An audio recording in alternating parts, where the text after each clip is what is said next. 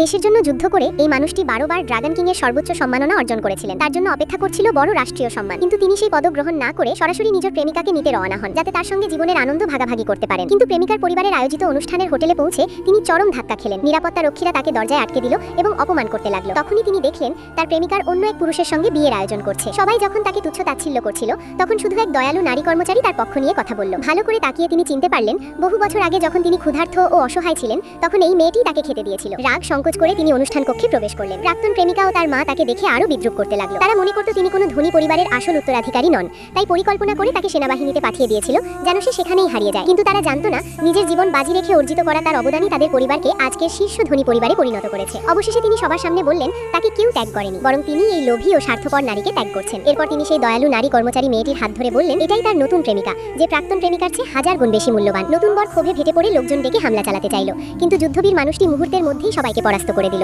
এদিকে প্রাক্তন শ্বশুর তখনও কিছুই জানতেন না। তিনি বিমানবন্দরে ছুটছিলেন এক রহস্যময় প্রভাবশালী ব্যক্তির সঙ্গে দেখা করতে, কিন্তু তিনি স্বপ্নেও ভাবতে পারেননি সেই মহাপরাক্রমশালী ব্যক্তি আর কেউ নন, বরং সেই মানুষটি যাকে কিছুক্ষণ আগেই তিনি অপমান করেছিলেন। অন্যদিকে যুদ্ধবীর সেই দয়ালু মেয়েটিকে নিয়ে হোটেল ছেড়ে চলে গেলেন। মেয়েটি তখনও চাকরি হারানোর চিন্তায় ভুগছিল। হঠাৎ তাদের সামনে হোটেলের মালিক এসে উপস্থিত হলেন।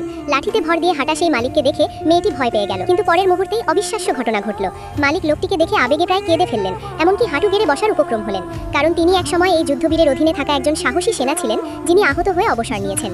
মেয়েটি হতভাগ হয়ে গেল, কিন্তু মানুষটি সহজভাবে একটি বানানো গল্প বলে সবকিছু আড়াল করে দিলেন। পরিচিত অথচ অচেনা এই মানুষটিকে দেখে মেয়েটির মনে অসংখ্য প্রশ্ন জাগলো। আর ঠিক সেই সময় বিমানবন্দরের গুরুত্বপূর্ণ সাক্ষাৎ ঘনিয়ে আসছিল। অদৃশ্যভাবে শুরু হয়ে গিয়েছিল আরও বড় এক ঝড়ের পূর্বাভাস।